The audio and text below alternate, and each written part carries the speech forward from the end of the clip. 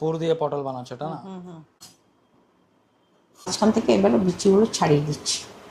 ভিতর থেকে বিচিগুলো মা বার করে দিচ্ছে। পটল একটু গরম জলে ভাপিয়ে নিচ্ছি। আচ্ছা, একটু হালকা কি কি ঢেলেছো এটাতে? একটু আদা, কাঁচা লঙ্কা, ওটা কাজু দিয়ে দিচ্ছি। এগুলো ঢেলে পিসা হবে। একটু নুন ঢালে দিচ্ছে, বাস পিসা হয়ে গেছে। জিরের গুঁড়ো দিয়ে দিলাম, ধনের গুঁড়ো, ঝাল লঙ্কার গুঁড়ো দিয়ে দিলাম। পুরগুলো এখন মা ভরে দিচ্ছে পটলে, ওরা হয়েও গেছে। তারপরে এর মধ্যে কালো জিরা ছড়িয়ে দিয়েছে। এবার এটা তেল গরম হয়ে গেছে। পটল বারবার ফ্রাই হয়ে গেছে। বেসনের পুর দিয়ে পটল ভাজা রেডি।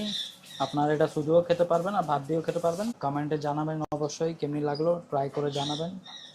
আবার দেখা হচ্ছে অন্য রেসিপি। By, tata.